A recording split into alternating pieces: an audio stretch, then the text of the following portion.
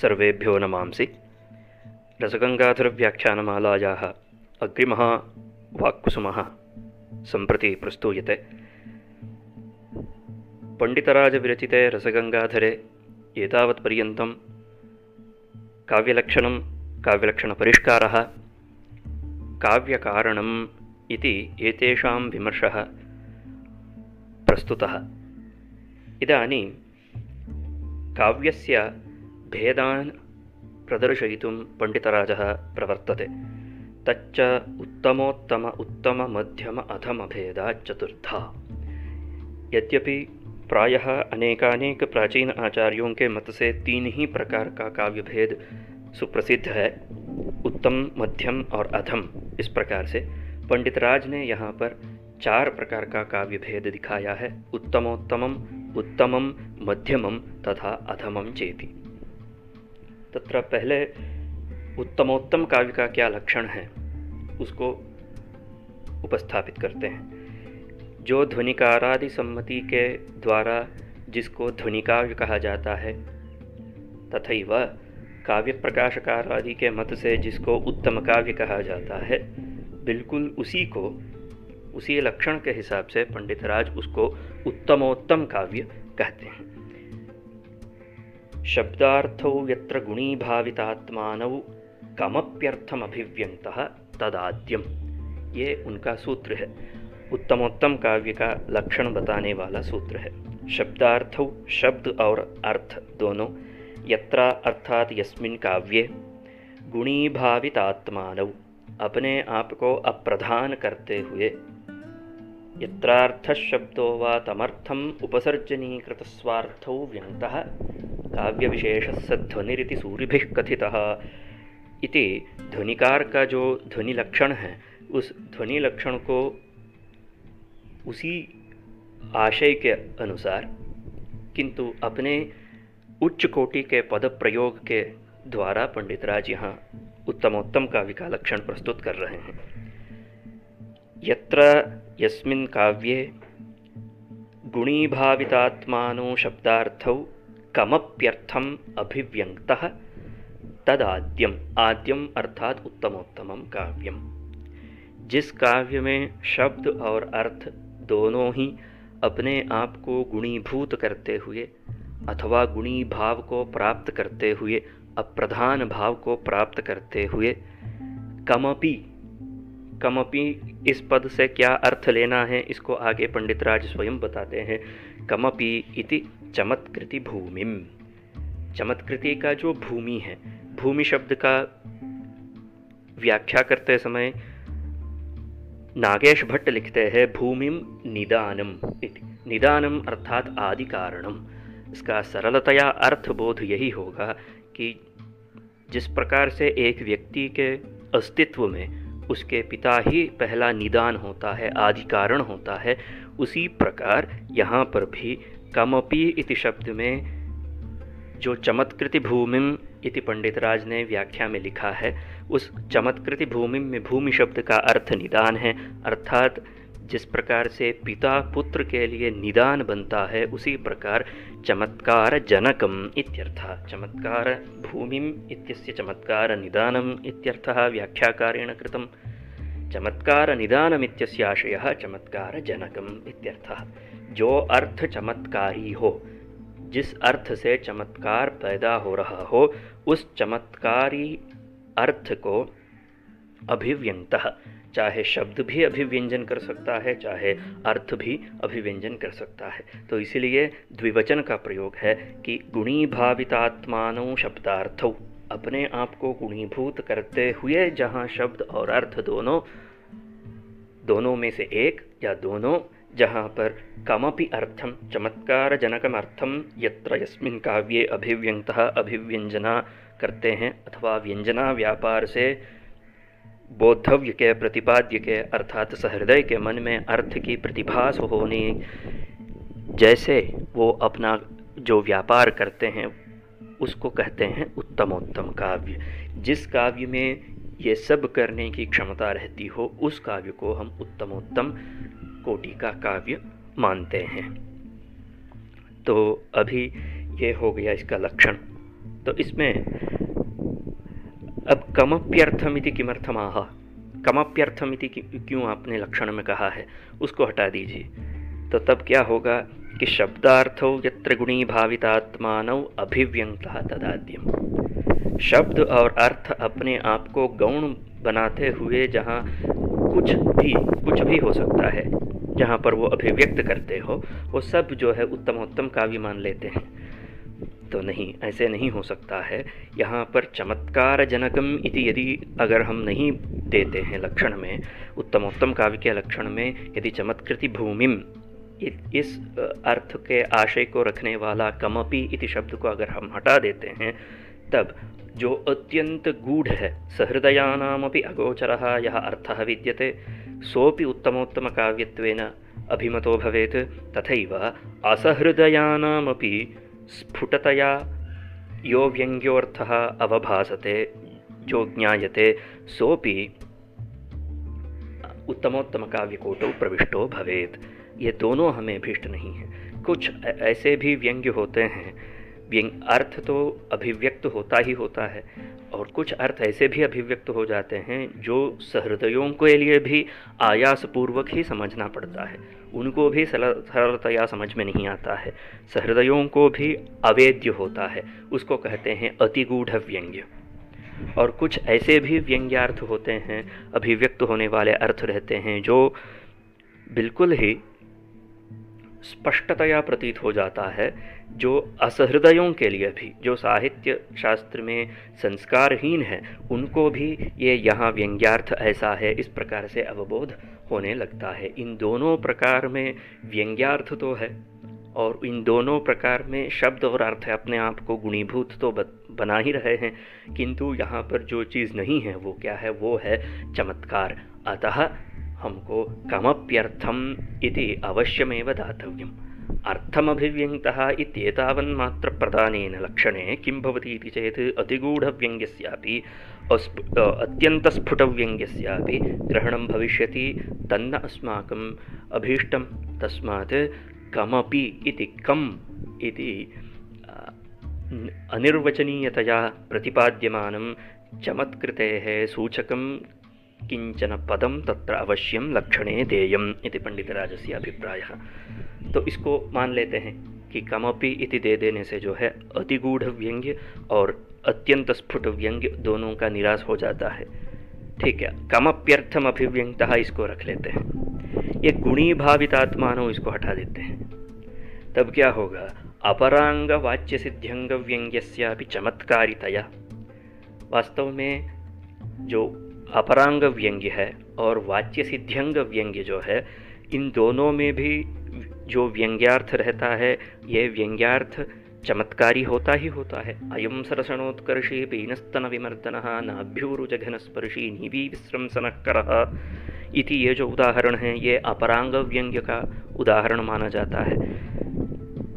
तो इस उदाहरण में यद्यपि श्रृंगार रस है, किंतु श्रृंगार रस यहाँ पर अपरस्य करुणस्य रसस्य अंगभूतं भवति। तस्मात् यद्यपि श्रृंगारो अत्र व्यज्यते, तथापि व्यंग्यम अत्र किं भवति इति चेत् अपरस्य अंगत्वेन परिणमति इति हेतोः अपरांगव्यंग्यत्वेन इदं पद्यं स्वीक्रियते। तो इस प्रकार अपरांग व्यंग्य में तो व्यंग्य तो है यहाँ पर भी, और व्यंग्य चमत्कारी भी है। ये बात नहीं है कि ये चमत्कारी नहीं है, बिल्कुल चमत्कारी है। तो इसीलिए अपरांग व्यंग्य में भी जो है चमत्कार होने के वजह से अगर हम गुणी भावित आत्मानों को हटा देंगे तो ये लक्षण उत्तमोत्तम काव्य का लक्षण वहाँ पर भी चला जाएगा। वहाँ पर व्यंग्य का अभिव्यंजन है, किंतु गुणीभूत हो गया है, वहाँ पर गुणीभूत नहीं है। तो इसीलिए यहाँ पर हमको उसको निवारण करने के लिए अपरांग व्यंग्य में और वाच्य सिद्ध्यंग व्यंग्य में, वाच्य की सिद्धि के लिए ही जिस व्यंग्यार्थ का प्रयोग किया जाता है, उस प्रकार के व्यंग्यार्थ में चमत्कार तो रहता है, चमत्कार के रहने के बावजूद भी अप्रधानतया, वो प्रधान नहीं होता है, तात्पर्य वहाँ पर नहीं रहता है, कवि का हृदय वहाँ पर नहीं रहता है, कवि की विवक्षा वहाँ पर नहीं होती है। तो इन सब हेतुओं के वजह से यद्यपि अपरांग व्यंग्य में और वाच्यसिद्ध्यंग व्यंग्य में रहने वाला जो व्यंग्यार्थ है वो चमत्कारी होने के बावजूद भी चमत्कारितया विद्यमाने पे तद्वारणाया, उसको निवारण करने के लिए, उसको उत्तमोत्तम काव्य के कोटि में प्रवेश करने से रोकने के लिए गुणीभावितात्मानौ इति स्वापेक्षया व्यंग्य प्राधान्याभिप्रायकम, एक गुणीभावितात्मानौ इति वहाँ पर कहना पड़ा। जहाँ शब्द और अर्थ दोनों ही अपने आप को गुणीभूत करते हुए उस अर्थ को अभिव्यक्त करते हैं, उसको हम कहते हैं उत्तमोत्तम काव्य। और ये अपरांग व्यंग्य और वाच्यसिद्ध्यंग व्यंग्य में ये बात नहीं होती है। अतः यहाँ पर उन सब को निवारण करने हेतु गुणीभावितात्मानौ इति पद का प्रयोग लक्षण में किया गया है। तो इसलिए उन्होंने कहा स्वापेक्षया व्यंग्य प्राधान्याभिप्रायकम। तो ऐसे कहने का तात्पर्य यह है कि गुणीभावितात्मानौ शब्दार्थौ इति कहने का तात्पर्य यही है कि अपनी अपेक्षा से जहाँ पर व्यंग्यार्थ का ही अत्यंत प्राधान्य हो, उसको हम कहते हैं उत्तमोत्तम काव्य। इन दोनों जगहों में, जैसे अपरांग व्यंग्य है और वाच्यसिद्ध्यंग व्यंग्य है, इन दोनों जगहों में होता यह है कि व्यंग्यार्थ की प्रतीति हो ही रही है, किंतु व्यंग्यार्थ की प्रतीति होने के बाद उसको जो है हमको ये अपरस्य अंगम भवति अथवा वाच्यस्य सिद्धौ इदं सहायकं भवति इति निर्णीयते। व्यंग्यार्थ की प्रतिपत्ति होने के बाद ये व्यंग्य अर्थ जो निकल के आ रहा है इस पद्य से, ये करुणरसस्य अंगम भवति इति पश्चात् ज्ञायते। तो तन्न अभीष्टम, अगर ऐसा होने लगेगा तो उसको भी अगर हम उत्तमोत्तम काव्य में लगाने लगेंगे तो तब तो व्यंग्य का प्राधान्य कैसे सिद्ध होगा। जैसे अयम सरसनोत्कर्षी इत्यत्र करुणरसः तत्र तात्पर्यत्वेन स्वीक्रियते। यदि करुणरसस्य तत्र तात्पर्यं विद्यते तर्हि शृङ्गाररसः अपि तत्र अभिव्यक्तः, अभिव्यक्तस्य शृङ्गाररसस्य किं भवति इति चेत् अभिव्यक्तमानाद अनंतरम, जब श्रृंगार रस अभिव्यक्त हो जाता है उसके बाद हमको ये पता चलता है कि ये इस करुण रस में अंगभूत बन रहा है। दूसरे के लिए ये व्यंग्यार्थ यहाँ पर अंग बन रहा है, इस प्रकार का प्रतीति होती है। इस प्रकार की प्रतीति होने की वजह से ये अपरांग व्यंग्य कहा जाता है। गच्छाम्यच्युत इत्यादि उदाहरण में, वाच्यसिद्ध्यंग के उदाहरण में अच्युत इति पद से जो अपने स्वभाव से कदापि नीचे नहीं गिरते हो, उसको अच्युत पद का अर्थ मानते हुए वहाँ पर जो व्यंग्यार्थ निकल के आ रहा है, उसी व्यंग्यार्थ के बल पर उस श्लोक से निकल रहा जो वाच्यार्थ है, उस वाच्यार्थ की सिद्धि हो रही है। तो इसीलिए वाच्यार्थ की सिद्धि के लिए व्यंग्यार्थ का यहाँ पर प्रयोग हो रहा है। यद्यपि व्यंग्यार्थ चमत्कारी है, दोनों जगहों में, दोनों उदाहरणों में व्यंग्यार्थ चमत्कारी होने के बाद भी वो अप्रधान हो रहा है। हमें तो ऐसे व्यंग्यार्थ हमेशा प्राधान्येन अभीष्ट होता है। व्यंग्यार्थ कदापि निम्न कोटि में नहीं आना चाहिए। अगर निम्न कोटि में आ रहा हो तो उसको हम किसी दूसरे काव्य भेद के रूप से हम मानते हैं।